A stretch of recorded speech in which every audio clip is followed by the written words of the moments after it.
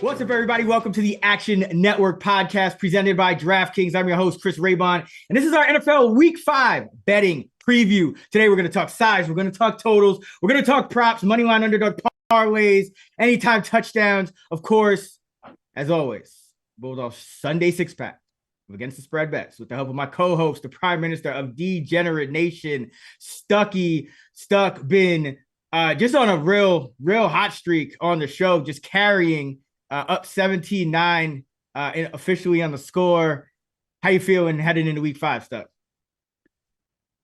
Good. Yeah, I mean, it's a good week, but still no end game joy. I mean, it's getting crazy at this point. They're going on a year and 4 weeks now. Like every swing game possible has gone the other way. I should have three six-pack sweeps in 4 weeks, but the Rams got the field goal blocked after being up 20, and the Raiders have a field goal blocked. And they were like net 15% success rate, averaged like 3 yards per play more, had 5 turnovers in their own territory. So that's frustrating. And like they're just losing that one swing game every week adds up. So hopefully can start to get some of those to go my way. But yeah, it was a good week for the six pack on the show. And as always, who cares about last week? It's on the next. Yeah, man. And nah, you've been locked in though. I gotta give you credit. You've been just no Titans shenanigans this year. I love it. So we'll get to the six pack. Are we any thoughts on Thursday night football, or are we just jumping right in? I mean, there's just so many injuries. I mean, I assume Purdy, Pearsall, and Jennings are going to be out, and there's defensive injuries. They obviously missed Bosa. But like, I don't know. There comes a point where I might have to buy the 49ers. They were minus 4 turnovers last game. For what it's worth, if you bet teams off of 4 turnover plus games, they're 58% against the spread the next week. There's no home field advantage here, like divisional game with this crowd and this travel. A lot of familiarity between these teams. The 49ers, by the way, have won 11 straight games without an interception. That's an NFL record. So as of right now, it's just a tough one. I mean, I already hate Thursday night football. Now you throw in all of these injuries for San Francisco. It's probably a stay away for me. But if this keeps going, I mean, it's 7.5 now at some places. I could only bet. So it looks like it's 7.5 minus 112 at DraftKings. I could only go San Francisco, but not a game. I'm running the bet. The gods are paying back the Rams for that horrendously unlucky loss at Philly. They get the 80 Mitchell drop at the 1, Oh my goodness. and then they get the 49ers decimated roster. And then, hey, guess what? Extra rest, and then you get to play the Ravens decimated roster. Those are two of their hardest games on their schedule, right? On paper, the 49ers and Ravens back to back, and they might get, backup quarterbacks and backups all over the place. But not one I'm rushing to bet. There's just so many injuries for San Fran makes it tough. But at this point, the market probably has gone a little too far. Yeah, it's like you have to go San Francisco or nothing, but you don't really want to because it's this team continues to get injured to the point where I know that they practice harder than most teams and even in the off season. But I mean the Chiefs practice harder than anybody in the off season from what I hear, and they seem to be a little healthier than this. So this is at some point the Niners really have to address this because it's just Every week year. in, week out. And this is a Super Bowl caliber roster. Every year it starts as a Super Bowl caliber roster, and by week 3 it's like done. So we'll see how that goes. But as I mentioned, Stuck, you're up 17-9 in the six pack. I guess I'm going first this week. Sure. Right? I Yep. think we Yep. flip flopped it last, but whatever. Yeah. All right. I'm gonna start us off with my first pick of the week 5 Sunday six pack. I'm going to go with the Denver Broncos plus 3.5 at the Philadelphia Eagles. And this is a pick that I actually ended up deciding on later in the process. But looking at this Eagles team, I mean, they've just gotten extremely lucky. They're number 1 in our luck rankings right now. The Broncos are 24th. And when I look at Denver was always a team I was high on. But if you just look at the raw underlying metrics, offensively, EPA per play, Denver is better at 0.048. Philadelphia is at 0.032. So Denver's 13th, Philadelphia's 16th. That's offensively. Now, defensively, Denver's number 4 in EPA per play. The Eagles are 12th. If you look at success rate on the defensive side of the ball, the Broncos jump to 3rd and Philly drops to 17th. And that kind of matches the eye test, where you look at Philadelphia, and when they play a quality defense, I think you're going to see issues. And we started to see that against the Rams. We even saw it for a half against the Cowboys before they got completely decimated, in the week 2 on. And Bucks also had a ton of injuries on both sides of the ball. Yeah, how lucky they've been. It's, you're down 26-7 to the Rams, and we know a lot of, especially these veteran coaches, just don't know how to protect leads these days. And so I'm not going to give Philly too much credit for that. I did think they should have came into the game more aggressively, but they got it done. They block a field goal, they take it back for a touchdown. So the Rams don't even cover the 3.5, and it looks like Philadelphia has another, decently sizable victory. Last week, yeah, same thing. Just not a very convincing win over a decimated Bucks team. Guy winning his first game back didn't look quite right. They targeted him 10 times and played him on 90% of the snaps. So Denver's just been the better team. And Denver's had some unlucky breaks. Denver's been taking some risks that maybe they shouldn't have been taking. A lot of downfield throws for Bo Nix and questionable play calls for Sean Payton at different times, and just a lot to correct for Denver. Finally had a pretty solid all-around game against a Cincinnati team that's just kind of down on its luck a little bit. I know you're kind of want to hop back on now, which we'll talk about. But overall, I can't get away from the fact that Denver's just been a better team. And then you look at underdogs versus undefeated favorites. 181, 129, and 758% since 2010, when the dog is under 8 points. Sean Payton, 58% in his career as a dog at 58, 42, and 2 against the spread. And again, this is our only luck ranking side of the week, and it is an A-graded side, and that comes from extensive back testing. We have A, B, C, D grades, and C is kind of the threshold. A, very rare. So very good spot, I think, for Denver. Love getting the hook in this spot for an Eagles team that I'm not convinced they can move the ball consistently to build margin here to even win this game. I think, Jalen Hurts at 6 yards an attempt. Barkley's not been his same explosive self with the runaway explosive runs, and I think that's taken a big toll. And then the defense and special teams have just gotten lucky. So yeah, give me the Broncos plus 3.5. Yeah, I agree here. I originally drafted the Broncos, but due to a typo, you ended up with them somehow. So, but I was happy because you were going to go with the Giants. Pick. I was, and I like the Saints. I like the Saints this week. Now the line has moved a bunch, but I did play the Saints. I think they win. I mean, this is the first road start for Dart. QBs in their first 2 starts of their career on the road are 13 and 34 straight up. There's no neighbors, so there's no deep ball here. They have tape on what they want to do with Dart, which basically run them. Like, hey, just spy them here. Saints looking for their first win at home. They went toe-to-toe with the 49ers, toe-to-toe with the Cardinals, toe-to-toe with the Bills. I mean, their defense is 20th in success rate. It's not horrendous. Yeah. Giants are 29th. The rush D is the key here. The Saints are 16th in rush EPA on defense, 11th in success rate. The Giants are dead last in both rush EPA and success rate. 2 teams that want to run the ball, lean on the run. Taysom Hill back, I believe. So do we believe that though? I mean, I know he's practicing, and our guy D Payne, that's his guy. And he's already picking him up in fantasy. But I mean, this guy's 35 and just coming off an ACL in December. But I don't think. I mean, he's not going to be the every down guy. I'm just saying, like he could be used as a gadget here or there to hit like an explosive, or you never know. Forrest Morrow. I mean, maybe he could help Foster.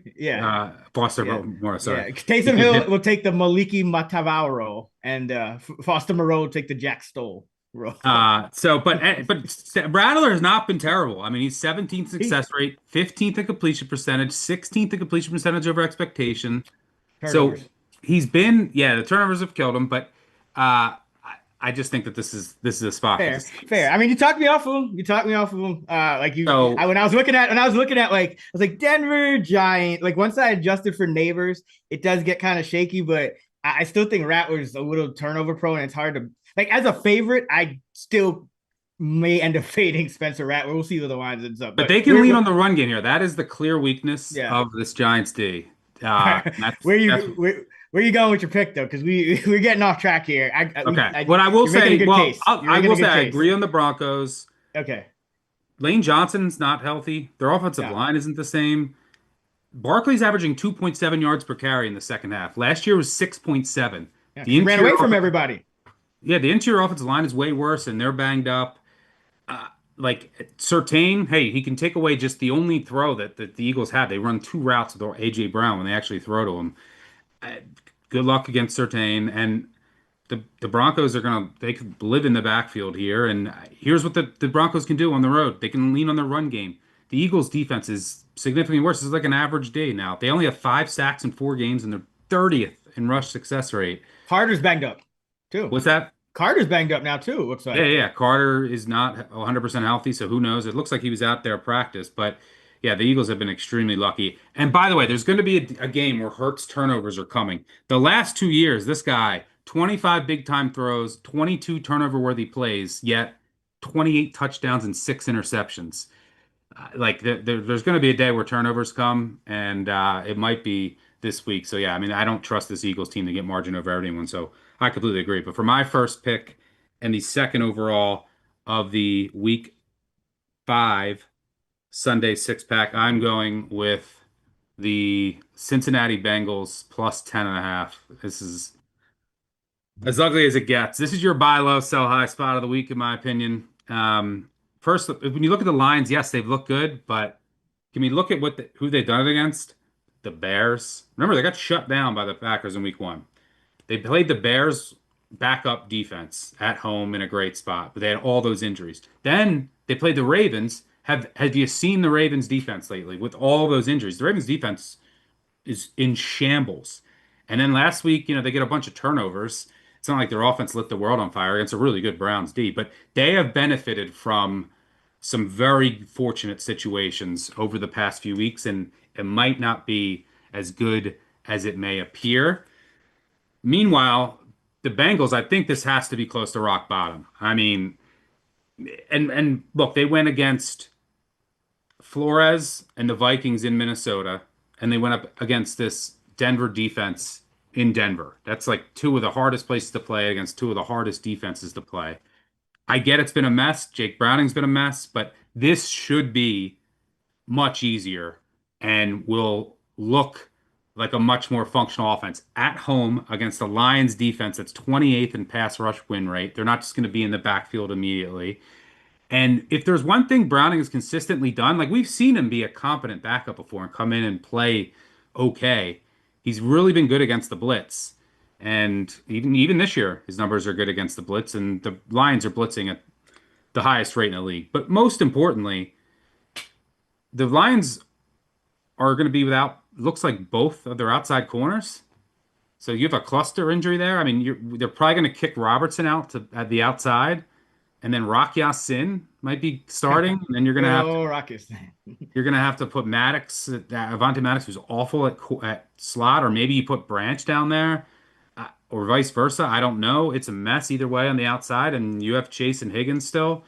So, yeah, I think this is way too many points. I get that the Lions cover every single week. I think they're like 50 and 21 against the spread since 2021. And I don't know how the Bengals are going to get stops. Their defense is embarrassing, but I think the Lions, excuse me, but I think that the Bengals can keep up. So, yeah, this is a good buy low, sell high spot. For what it's worth, dogs of 7 plus with a 3 game average scoring margin of worse than minus 17 are 58% against the spread historically, sample size of about 150 games. Home dogs of 10 plus, just basic home dogs of 10 plus, 74, 56, and 1 against the spread, 57%. When they're off of a loss of 14 or more points, 60%. Home dogs after scoring 3 or fewer points.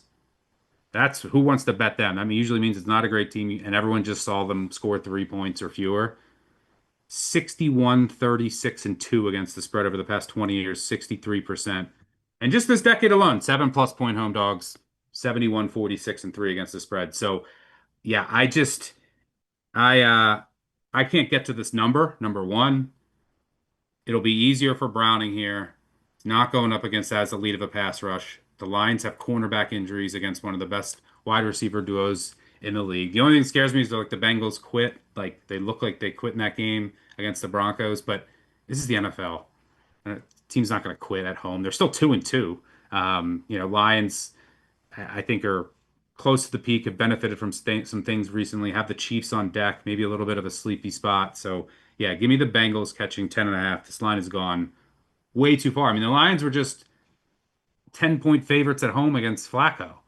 I I mean, now on the road against Cincy. I mean, I get that the Bengals have a terrible D and the Browns have a good one, but the Bengals at least have weapons on the outside. And yeah, so I think there's too many points. Give me the Bengals. Yeah, I'll probably be with you on this one. I think with the Lions, it's the one worry, or the one worry with the Bengals is just the turnovers. But you look at who they played, and Minnesota statistically is what, the best defense in the league, and the Broncos are top five. Yeah, both So of them are like top two or three in pressure rate. right, so for a guy like Browning, if he's gonna struggle because he is a backup for a reason, he's gonna struggle in those spots. And playing this Lions team and making the Lions go outdoors. This is not a just another one of those home games where they could just kind of go crazy with the scoring, which they'll do. But yeah, I agree. I think everything's kind of pointing towards this is not going to be as easy for the Lions and not as difficult for the Bengals. So I'll probably be with you on this one. I like that. Uh, okay, for my second pick, the third overall of the week, number 5, Sunday 6-pack. I'm going with the Las Vegas Raiders +7 at the Indianapolis Colts. Defensively, surprisingly enough, you look at the metrics, these teams have been about equal. Defensive EPA per play, Colts are 13th, Raiders are 15th. Success rate, Raiders on defense are 15th. Colts are way down at 25th. Offensively, it's where the Raiders have been turning the ball over. They've been struggling. Unfortunately, one thing I don't like about this spot is their tackle for the Raiders. Miller just went on IR. But Huge loss. yeah, all that being said, I still think the Raiders are a bit undervalued on offense. I still think that the Colts offensively have some regression. They've had tied for the third fewest drives in the league, and they're topped in scoring rate at over 60%, which is just tough to sustain over a full season. And we're starting to see some of the cracks with Daniel Jones, not being able to consistently use his legs, and the turnover started coming. And when you're going up against this Raider D again, they've somehow cobbled together a decent defense. I think we both like Patrick Graham, and he was kind of a holdover from the last regime, but got their defense playing, I think, above their talent level even.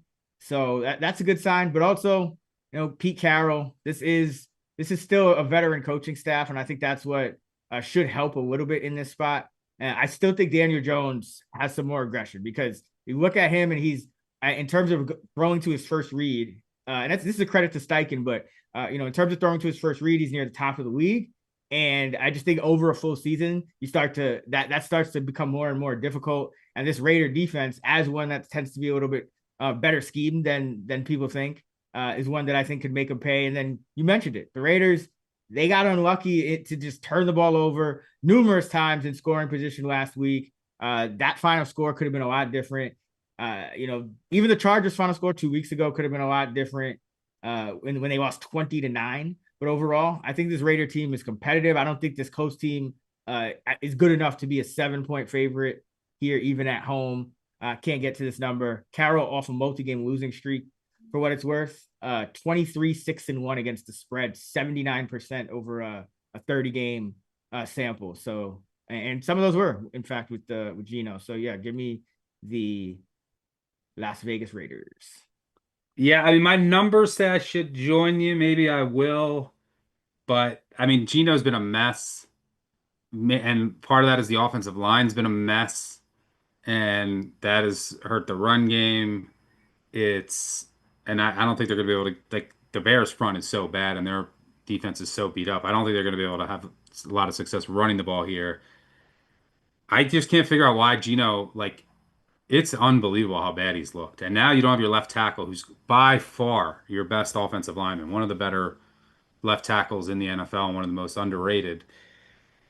Like Gino, he's playing indoors against like backup defensive backs, throwing some of the worst picks you'll ever see. I just can't figure out why he looks so bad. I mean, it's horrendous. Kenny Moore might not go for the Colts, which is big. Didn't practice again today. Eric Stokes, as bad as he is, he's important to the Raiders. It looks like he should be okay this week because their depth isn't great. But yeah, I mean, this is a huge upgrade for the Colts, saying that they're like I mean, this much better than the Raiders. That's pretty wild adjustment. So my numbers would agree with you. It's Raiders or nothing. But the Miller injury and how bad Gino has looked, and you still can't really trust this Raiders defense on the back end consistently. And if Gino's not going to play any better, they're not going to be able to keep up because the Colts, they have a lot of weapons. It looks like Alec Pierce will be back and Calvis. Like their offense, regardless, I do think there's some regression in the cards, but their offense is going to put up points. And if Gino doesn't play better, and if the offensive line gets even worse without Miller, oh, yikes. But it's I would agree, it's either Raiders or nothing. For my second pick and the fourth overall of the Week 5 Sunday six pack, I'm going with the New York Football Jets. What's our best out there? 2.5? Doesn't matter for the contest, but Should be 2.5. Yeah. plus 2.5 against the Cowboys. If you haven't bet this yet, I'll wait a little bit. You can get a cheap, really cheap 2.5, but you might as well wait to see if you can get a three, even a three minus 120 at some point. But I like the Jets here. First of all, the Jets should be 2-2. These teams have played similar strengths of schedules, by the way, and the Jets have a better yards per play margin. But they had a fluky loss against the Steelers. Last week was, you want to talk about a fluky loss. What did they have? They had about a net 15% success rate in that game. How did they lose? Well, number one, penalties. We had, let's see this. They had 13 penalties for Yeah. 101 yards. They lost the turnover battle 3-0, including two fumbles, one by the goal line. They outgained the Dolphins 404 to 300. They should have won that game. So they should be 2-2. Cowboys, by the way, are coming off of just a huge emotional effort at home against the Packers and Parsons' return. And by the way, the defense is on the field. Some of those guys were on the field for 80, 85 plays in an overtime game.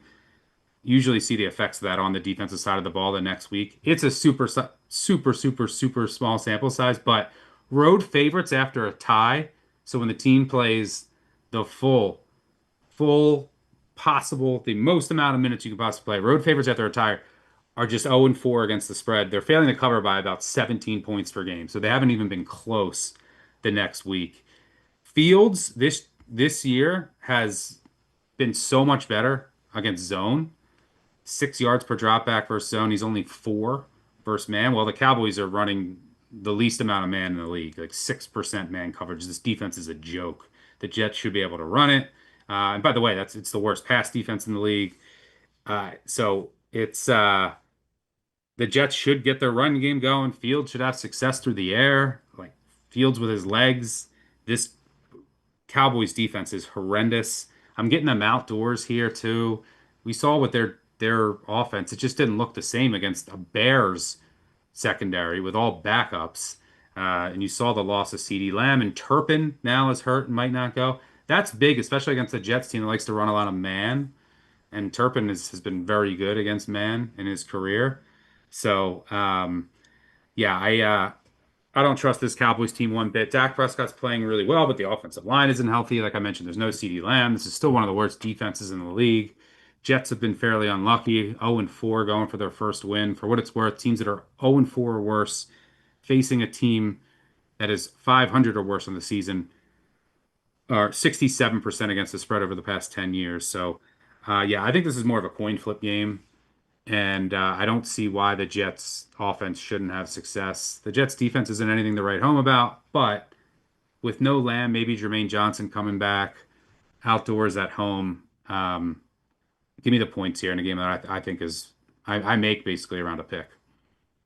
Yeah, the Jets look better. Like when you just the eye test, even like they look better, and then you look up and they're still just 0-4. It's like at some point, I think things got to regress. And yeah, Cowboys going outdoors, in this spot when they've really just been relying on their offense. I think that's at some point that's got to slow down too. I know they put up a great game against a good I mean, defense. look what happened in Chicago. And Chicago's D had no one play Right. back Yeah.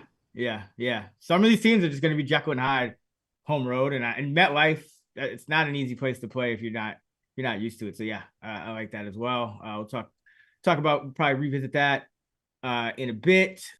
All right, before we get to our last two picks, don't forget to upgrade to an Action Pro subscription. It is the only way to get real-time pick alerts from me, Stuckey, NFL prop master Sean Kerner, and our entire team of experts, plus all of the tools that you need to turn a profit betting this season. Right now, new subscribers can get $20 off 1 year of Action Pro by visiting actionnetwork.com/pro and using code POD20. That's POD20. That's $20 off for the full year. So you'll be covered for the entire NFL season, college football, March Madness, MLB, and the NBA as well. So don't wait. Visit actionnetwork.com/pro and use code POD20 to get $20 off a year of Action Pro. Before we get to the rest of our Sunday six pack, I'll throw it to myself for a quick word from our sponsor. The Action Network podcast is sponsored by DraftKings, and in partnership with DraftKings, we'd like to tell you that the next great touchdown is coming, and you can bet on it. Right now, new customers can bet $5 and get $200 in bonus bets. That's right. New customers turn $5 into $200 if your bet wins, paid instantly in bonus bets. To get started, use promo code Action Network when signing up. Once more, use Action Network when signing up with DraftKings to get on board. The crown is yours. For my third pick and the fifth overall of the Week 5 Sunday six pack, I am going with the Carolina Panthers at home, plus 1.5 against the Miami Dolphins. And I know the Dolphins finally got their first win. I think this is a bit of an overreaction. Panthers got blown out. We just talked about how fluky that was for the Dolphins too. They should have lost. Exactly. The Dolphins have been terrible this year, and it's been easy to see coming. Now, the Panthers have also been generally terrible, but the one thing about the Panthers is some areas that they haven't been completely terrible, and I know the score probably makes it look worse than it is last week, but defensively, they've been decent at times, and especially at home. Remember the shutout of the Falcons? Defensive success rate. Panthers are top eighth. 10. Yeah, they're eighth in defensive success rate. Miami, dead last. Even early downs, because throw out some of the noise. Early downs more predictive. Carolina 9th, Miami 31st. EPA, that's where Carolina's 19th, Miami 31st. So either way you look at it, there's a sizable gap defensively for this Panther team, and then offensively, both not great. Now Carolina's 24th in EPA, Miami's 20th, but I don't think Darren Waller makes up for the loss of Tyreek Hill, because Tyreek Hill is what opens things up for the rest of the offense. Losing him is a brutal injury on a short week, going on the road. Now, Waller, I know he came back, got the 2 touchdowns. He only ran a route on about 36% of the dropbacks. So his production likely unsustainable going forward. And again, it's just not going to replace the loss of Tyreek Hill. So I just think these are two bad teams at this point. But the Panthers going back home, facing the Dolphins on a short week. A Dolphins team that's just the only team they outgained was the Patriots, and it was by 25 yards on the season. They've just been brutally outgained. I think it's almost. They've been outgained by almost 400 yards through 4 weeks, by about 370 total, and that's with outgaining the Patriots in one of their games by about 25. So and with Tyreek Hill. Tua's regressed. everyone wants to talk about Bryce Young, and maybe the more Andy Dalton we see, the better, honestly, I think. But Tua's regressed. Now he's not going to have Tyreek. And we know, these guys like Shanahan, McDaniel, they kind of get stuck sometimes when, their key guys are out on offense. And then they got to kind of build a whole new offense. And all their schemes are kind of related to these, this guy opening this up for this guy and this. And we've already seen McDaniel's scheme just kind of nosedive. And that started back in 2022. And the one thing I think we've talked about before is the real place that I've seen McDaniel's scheme kind of suffer is they started taking away the throwing lanes for Waddle. And Waddle, last year, he didn't really bounce back. It was a lot of Jonnu Smith. It was Achane. Tyreek, I know, had the down year, but Waddle now is the number one receiver. I don't think this is a good spot for them on a short week at all, especially with the, Waller, who knows how up to speed he's going to be. Is he going to be able to give them even what Jonnu gave? I don't know. So, yeah, give me the Carolina Panthers here. I like the spot, too. If you look at teams, dogs specifically, coming off a loss of 20 plus in a game in which they allowed 40 plus, which happened last week against the Patriots. Since 2003, 141, 98, and 8 against the spread, 59% for 14% ROI. So, like the Panthers, don't think they should be home dogs in this spot. At worst, it should be a pick 'em. But I mean, the more you look into the Tyreek Hill injury, just not a good spot on a short week for Miami going on the road. Yeah, I played the Panthers. This would have been one of my picks. Just to simplify that stat, just dogs off of loss of more than 4 touchdowns are 60% against the spread over the last 30 years, and that just speaks to the buy low nature. It's a week to week league. And by the way, the Dolphins had a fluky win. The Panthers, and I faded them last week. They were pretty unlucky. I mean, a lot of that game was due to special teams. Right? They were -8. They were -18 in special teams in the first half. They got basically 2 touchdowns on punts, and then they missed a field goal and an extra point. They actually outgained the Patriots last week. And as you mentioned, their defense has been feisty. They play structurally with their zones the defense that you want to play against this Miami Yeah. offense. And I mean, they're not getting any pressure, but they can slow down Miami. And Miami's offensive line is atrocious. So they're not going to be able to just fully take advantage of Carolina's deficiencies in their run D. But their defense is playing better than the Miami D. The Miami D is a mess. They're one of the worst secondaries, if not the worst secondary in the league. Their strength is supposed to be the pass rush. Nope, not there. So they're trying to make up for it with the blitz. They're blitzing at one of the highest rates in the league. But Bryce Young, so far to start his career over the past year and change, has been very good against the blitz. That's one of his strengths. So I have confidence that he can make enough plays against this pitiful secondary. And I get that there's injuries. Maybe we'll get some more Jimmy Horn and at the wide receiver position. Yeah. But two other guys are on the offensive line that I was really worried about. But Brady Christensen looked really good last week at guard, and Cade Mays has looked good at center. So, and their other offensive line positions are solidified, so I think they're okay there. I mean, what this Dolphins team, one of the worst offensive lines, one of the worst defenses. What do they have going for it? It's like McDaniel calling plays to Tyreek and Waddle. Now you don't have Tyreek. It's like uh, this is a pathetic team on the road, short week, following 2 divisional games and a fluky win, kind of a sleepy spot too. So, yeah, I like the Panthers as well. For my third pick and the sixth and final overall of the Week 5 Sunday six pack, I'm going with the Cleveland Browns +4.5 against the Minnesota Vikings.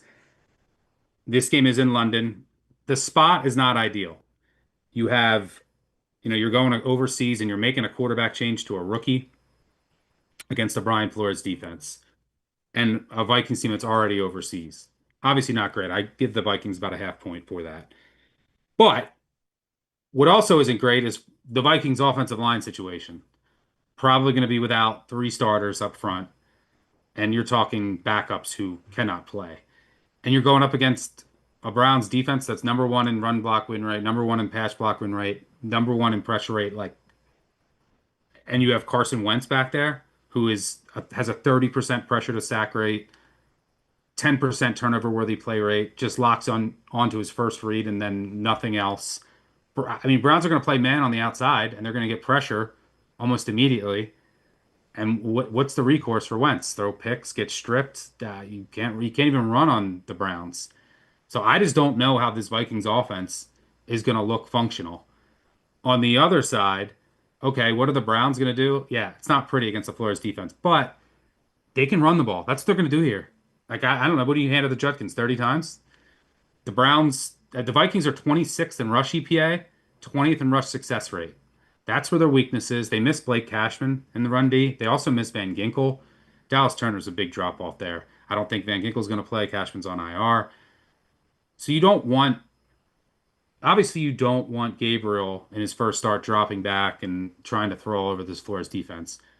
So either going to rely on the run, rely on their defense. This total's at 36. Like this game could easily end like 7-6, and I wouldn't be surprised. But Gabriel, like Flacco was playing so bad, like there's just nothing you could do. The wide receivers weren't getting separation. The tackle situation isn't great. There's wide receiver injuries. I get that, but they can roll him out. They can boot him a little bit. He can use his legs, but they're just gonna run, run, run. And I will say the one very good thing that Gabriel was known for in college was his numbers against the blitz. And you know you're going to get the blitz against Flores. Gabriel in college was unbelievable against the blitz. 63 touchdowns and 7 interceptions against the blitz, 9-to-1 ratio. When he wasn't blitzed, by the way, 92 touchdowns and 25 interceptions, 3.5-to-1 ratio. He's always handled the blitz well. He's always just maintained poise. And this is all going to be like, hey, short. This is where you're going to go with the ball. If not, get rid of it. And I'm telling you, they're going to rely on the run here. They're going to rely on their defense. They're not going to put Gabriel in compromising situations. And how are the Vikings moving the ball? I don't know. So and I trust in a game where you want to run the ball. I trust the Browns rushing offense and Judkins, who's been good against heavy boxes as well. I trust the Browns rushing offense over the Vikings against their counterpart. So yeah, it's risky because you got a rookie quarterback, but with a total this low and some of the advantages the Browns defense should have, I got to take the 4.5. So give me the points with the Browns. Yeah, the more I look at this, it does look like a 7-6 type of game. I mean, the thing about the Browns is as good as they've been defensively, they don't have the DNA of, or at least they didn't have the DNA of like a defensive first kind of team. Like they were throwing the ball 40 plus times a game with Flacco. Judkins really didn't get worked into the game plan until week 3. I know he was back a week before that, but Yeah, like last week they finally had the rush rate over expectation was pretty high, and it's only going to get higher this week, I think, which is what you want to do to marry it with this defense. Yeah, it's the Brown. Yeah. I think I'm actually gonna revisit this game too in a future segment. I think I'm gonna pivot from something else. So yeah, like this one, Gabriel. I think the jury's still out on him, but like you said, good news that he's playing well against the blitz, and I just don't think they'll put him in that many situations. And the Vikings, of course I picked the one time to fade to not to fade the Vikings, and they just blow out Browning. But overall, I think what I was kind of alluding to was, it is turning out to be correct. It's like Kevin O'Connell is not just like this god with this Midas touch. Like there are issues with this Vikings offense, and especially when you don't have your offensive line. Addison is not going to change that. Wentz is not going to change that. And I think this Browns defense. You don't want to have cluster offensive line injuries against this Browns. Yeah, exactly. And so and yeah, Graham's playing well. Garrett, yeah, Collins is playing really well. Yeah, man, it's not going to be easy. And I mean, after last week, I mean, they, what was the issue for the Vikings last week? They got behind, right? So maybe you see a little bit of maybe you don't see as an aggressive of a game plan from Flores. Maybe both teams just try to keep it a little within themselves here, because if the Vikings don't go behind, what is it, 21-7, 24-7, something like that, they probably have a chance to win that game. It's just they let Metcalf run away from them. And so yeah, maybe you see I think overall this just everything sets up for Cleveland here, because this should be a very, very low scoring game. 4.5 is going to feel like 10 when you're watching this game. That's all I'm saying. Yeah, the more I look at this, yeah, it is. Yeah. All right, so that's our 6-pack. We got recap. I got Denver, Vegas, and Carolina. So that's Bo Nix, Geno Smith and Bryce Young. Yuck. Yikes. And then, yeah, Somehow I'm worse. yeah, you got Cincy. What is that? Cincy I got Jets and Browning, Gabriel, and Cleveland. Fields. Oh, yeah, that is woo. That's 6-0. Sounds like 6-0 to me.